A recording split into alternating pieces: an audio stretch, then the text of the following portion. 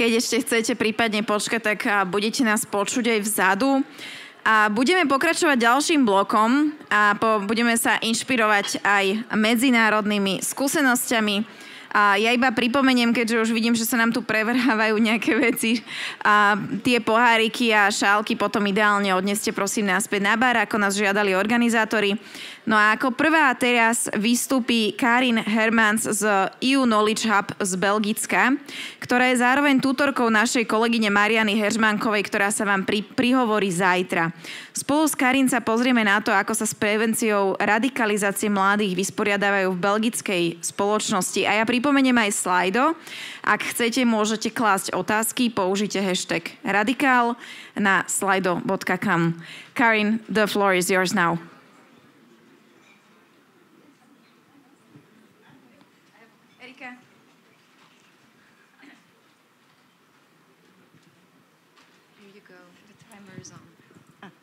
Take this one. Hello, good morning, everyone.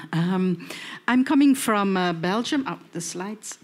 Coming from Belgium, and I'm a school principal, and I was affronted first with foreign terrorist fighters in 2012 already. One of the students of my school left, and now, more than 10 years later, radicalization became a multi-headed monster, which we needed to tackle, and where there are a lot of things are happening online. I'm working since then on different levels. Like already said, I'm a member of the Knowledge Hub as an expert, but I'm also working part-time for the Flemish government, where I developed a policy on prevention of radicalization. And I'm a school principal. I decided to stay in the school to follow the evolution. And like I said, the last 10 years, there was a big evolution.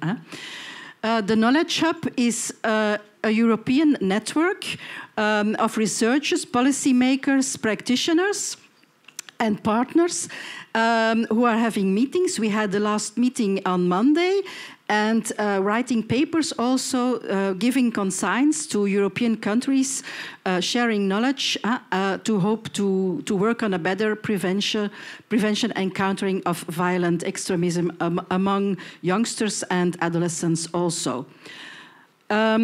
I already said a hyperpolarized society and challenges of radicalization among minors within the European school context. In our last meeting on Monday, we saw that at EU level, we have an exponential increase of minors involved in problematic radicalization and extremism.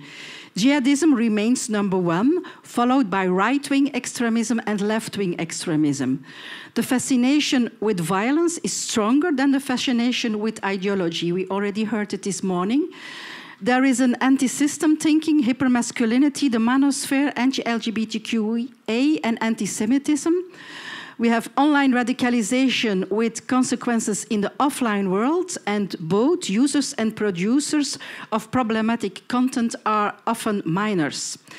The profile of those youngsters, they are vulnerable, they're looking for status, they're looking for a sense of belonging, and they have identity issues, and a lot of them have mental and psychological problems. Then we already heard this morning also that the online world is growing and the online challenges are growing. And for illustrating this, I have a little fragment of the film, the series Adolescence, to share with you. Because you see there in the third episode what's happening in the mind of the child. Okay, I took this fragment because it shows very well what's happening in the mind of those young children at that age. There are a lot of psychologists in the room, I heard, and we all know that their prefrontal cortex is not developed enough, and the online groomers are working on this. But when we look into the situation of Jamie, I don't know if everyone have seen the series, you see that also the context where he is living in is important. His father has also a trauma of the other father who was physically aggressive. And then he was bullied by his classmates, so that makes all the situation problematic. It's not only the online world, it are both, and that's important to take into account. So radicalization became a multi-headed monster. We already saw it, and it's very complex to tackle it. We already saw the supply and demand model, the situation in society, the identity questions, the socio-psychological problems, the family and the friends, and then at a certain moment, the triggers. I think you all know as professionals this model, this supply and demand model. So it's we always need to take into account the identity process of youngsters and how the phases of pre-radicalizing, the identification, the indoctrination, who often take place as online, and then the action. This is a model from our security service, and what we saw now in Belgium is that because of the war Israel-Palestina, a lot of youngsters are in the identification process by identifying them with the victims in Palestine. And so that's why they are coming in action. How do we deal with it? In this presentation, I put together all the trainings we gave at the Flemish education system, because in the Flemish education system, we have 24 school groups, and in 10 years ago, after the attacks in Brussels, I designed 2 key figures by school. So the first presenter spoke about 5. So it's always important to develop a policy model into your school and to make different teachers responsible for this, to train a group of teachers and do not do it only for yourself. To develop a policy, we consign with the Knowledge Hub, we give the advice to start from the prevention pyramid of Johan de Klerk, and to take care of those lowest levels. Very often, policymakers go to the problem-oriented approach and they forget to invest in the improvement of the living environment. So as a school, you can invest in the pedagogical project in a lot of things happening in this second level. And every school is integrated in a local community. So it's always partnerships. Then we need to focus on positive identity development. More than 10 years ago, the youngsters made of the life after their mission. They wanted to give their life for Allah, and they left for Syria.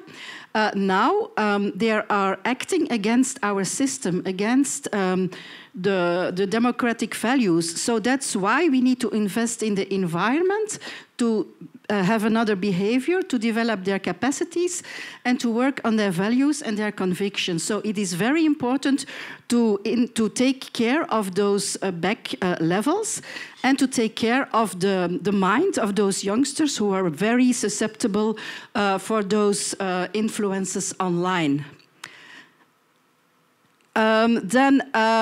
The workshop I'm giving this afternoon is on polarization management.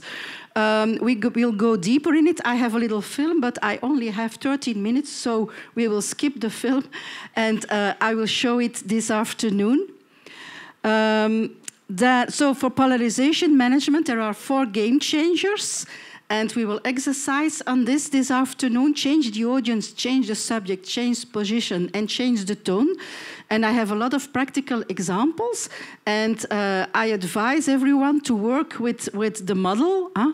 I go back to work with that model and to look to the media for 2 weeks to put everything on the model, and then you can see how the media are giving fuel to this polarization process. Then the importance of relationships and psychological well-being. For this, we use at our schools a Radix tool from the University of Utrecht. I heard you also developed already a Radix tool.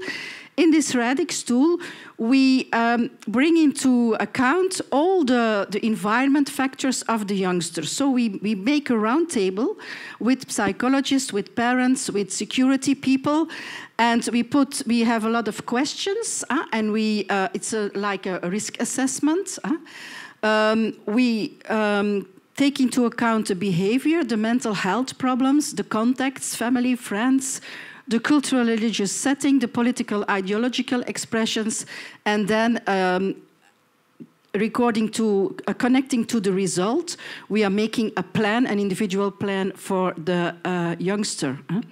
And this is the Bronfenbrenner model, and the message of Bronfenbrenner is that you don't need to take into account the immediate environment of the child, but also the relations between the people in the environment of the child. So it's multi-agency, and that's the message that I want to give you today. Then a lot of youngsters have traumas, so we invest in trauma-sensitive education. We have a special training on this of 4 days for teachers. There is someone from the Netherlands who is giving very good trainings on this, so it's also a consign to take over for you. Then in our schools, we have different cultures, different nationalities. In my school, for example, we have more than 60 nationalities from all over the world. So we invest in an intercultural, interreligious dialogue, which we link to a learning part of active citizenship. And now these days, we are working a lot on those online grooming. So we make our students aware of what is happening online, because also this is citizenship. And we put it into a learning part, which we linked to the learning part of the interreligious dialogue. Then with Islam experts, we developed a connect and a counter and an alternative narrative. It's a methodology which is described in the RAND papers. It's a RAND good practice. So first we connect, and that's important. That's your pedagogical project. You need to focus on connecting, on sense of belonging. Then we counter. We have experts of Islam who are countering problematic phrases of the Quran, of the Hadiths. For example, when a girl cannot travel to Paris alone without her brother, they're putting this in the context, and they're saying, when is it written? Oh, it was so many years ago, and then there were no light, there was no security, it was in the desert, so they're countering it. And then we give the alternatives with active citizenship and with different projects. We focus on Islamic diversity. I was in Jewish schools, and the Jewish students in Antwerp, there is a big Jewish community. They don't know about the different religious interpretations in Islam. So we make them into account, because in their mind, they have another opinion of what our Muslims are. We link, so these are all the counter and alternative narratives we are working on: democracy, prayer time, sexuality, gender relations. So a lot of things we worked out. To link science and ideology, we focus on Arabic scientificists. And so this open the minds of some Muslim students. And then we make them we aware that everyone looks through different glasses. This is an exercise. It's developed by Pattist and Wensink of the Netherlands, where you put in the middle the truth, and then you have the both positions, and we make them change position. We do the same with the conflict Israel-Palestine. You can find in different languages on that website parallel histories, different European conflict situations worked out in lesson preparations, where the teachers are teaching history from a multi-perspectivity, from a helicopter view. And they are putting competing narratives into perspective. They're talking about historical facts and using authentic sources. And they are developing critical thinking skills.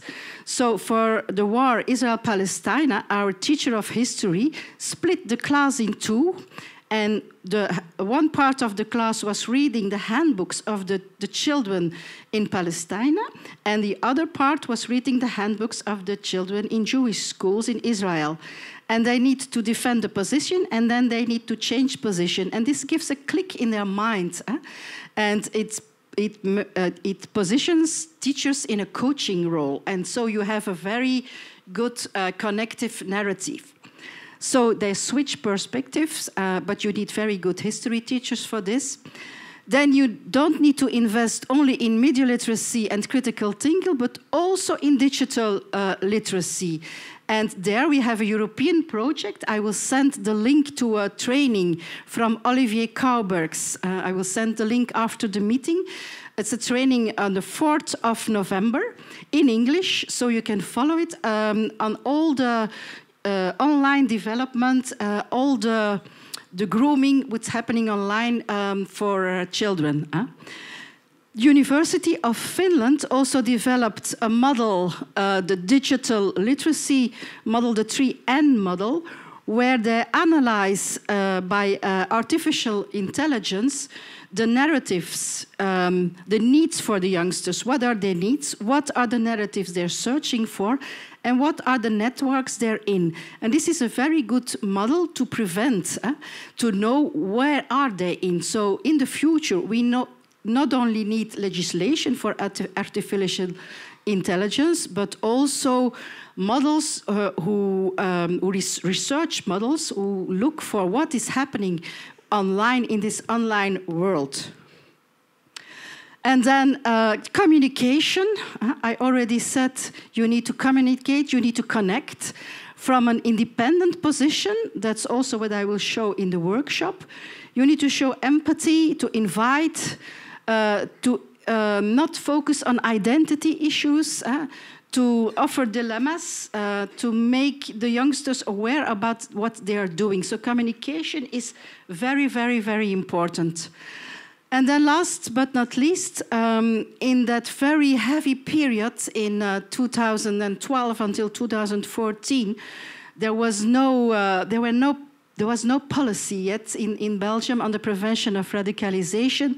The teachers came in my office and they said, what do we need to do? Let's use art, because art is a very free form of expression. It's also good for the mental health. It also works on traumas. And since then, it's now more than 10 years, we develop art projects. We link them on the content of the lessons, on actual problems. So this year, we're working on the digital identity, and we let them exercise by different artistic disciplines on this topic. So, also very important, involve the youngsters themselves. Let them talk about it. Where are they? Make them partners, develop networks, create an online helpline, and invest in their positive identity development. So we are playing at the European level for a holistic, multidisciplinary approach, not only online, but also offline, so I say on life, because what's happening online has an influence in the physical world. So we need to connect them both, and this is a very big challenge. That's why we are talking about the collective impact model, where this occurs when actors from different sectors connect to a common agenda to solve a specific, often very complex community problem.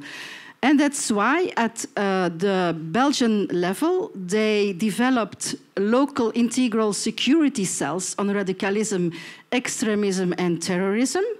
So I explained we have in the schools those key figures who sit together with the mental health people. When there is an issue, it's who is going on the security level. We go to the local integration cell, where the information is shared with security services. The measure is preceding this local integration cell. People of the local communities also are trained. And then a multidisciplinary case consultation is taking place to prevent, but also to follow up. And this is happening in all the communities, all the cities and local communities of Belgium. It's now the 3rd year we are working on this. We worked out legislation to share information, and this remains a challenge in all European countries to change information between mental health, schools, and security services. So here is the structure of the local task force and the local integrated security cell. The task force, here you have the police who is present, and in the local integrity security cell, we have the major, the chief of the police, the coordinator of the municipality, supplemented by socio-preventive actors. We use a Radix tool. At school, we use a Radix tool of Utrecht, but the city of Antwerp developed a very complex Radix tool who takes into account all the environment factors of the youngsters. So at RAN, we are playing for a democratic school ethos, a democratic society ethos. I still have one moment. Can I still show the film now? Because I have a moment. Yes? I go back.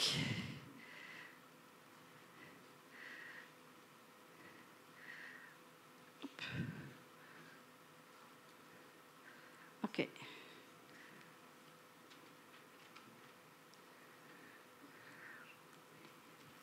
These two men disagree. In their mind, a process is taking place that leads to polarization. Polarization is always a thought construct. It arises when people start thinking in terms of us and them. By doing so, they pitch two identities against each other. Clearly, the two men have strong convictions about each other. For the polarization process to develop, fuel is required. Without fuel, it would stop. So, what is the fuel for polarization? The best way to give rise to polarization is to engage in talk about identities. One side will make judgmental comments on the other, and vice versa. In the process of polarization, people can play different roles. Our first two characters are called the pushers. They stand on opposing poles. They constantly add fuel to polarization by making the opposite pole suspect. They try to recruit as many supporters as possible from the large group in the middle. People who choose to support a pusher are called joiners. They are convinced that their interests are at stake, and therefore their choice to join one of the two camps is justified. The very diverse group in the middle is opposed to polarization. They react to it in different ways. Some are indifferent, some are highly nuanced, and some are neutral. In an attempt to resolve these issues between the two sides, we often see a bridge builder stepping onto the scene. He believes that both poles have a limited view of things and wants to create dialogue between them in order to foster greater understanding for each other. But the bridge builder achieves the opposite. His efforts add fuel to polarization because he talks about the identities of the opposing parties. In doing so, he goes along with the thought construct of the pushers. The bridge builder provides them with an additional stage to push their ideas and fan the flames of polarization. When the media step in, they also add fuel to polarization. Time and time again, they offer a platform to the opposing parties to speak about the other. The voice of the people in the middle gets less and less attention. As a result, more and more people feel forced to choose for one of the two poles. The middle group is gradually drained. By and large, society is split in two. The poles move further and further apart. Positions become black or white. Everything that could be perceived as grey becomes suspect. In this situation, with rising tensions, those who are still in the middle easily become scapegoats. Ultimately, this can lead to war, like it has done, for instance, in Rwanda, where more than 800,000 people were killed over the course of 100 days. A strategy to diffuse polarization requires understanding of the dynamics of the process at an early stage. Interventions to depolarize should strengthen the middle group. More is achieved by investing in this group than by trying to build bridges between the poles. But the middle group is not very visible, especially when the media don't pay much attention to them. They must be strengthened and enabled to remain nuanced, because the people in the middle hold the key to defusing polarization. instead of talking about each other's identities, the aim should be to change the subject and to change the discourse. By telling their stories from different perspectives, both in visuals and in writing, journalists can change the tone of voice. Instead of speaking in terms of right or wrong, they can go beyond the identity talk of the pushers and help develop a language of the middle. By aiming for balanced reporting, the media can play a major part in turning around the dynamics of polarization. So welcome to my workshop this afternoon. In Belgium and in the Netherlands, all local communities, almost all schools, received a training on polarization management. And this video makes a summary in 3-4 minutes of training for 2 days. So welcome to the workshop.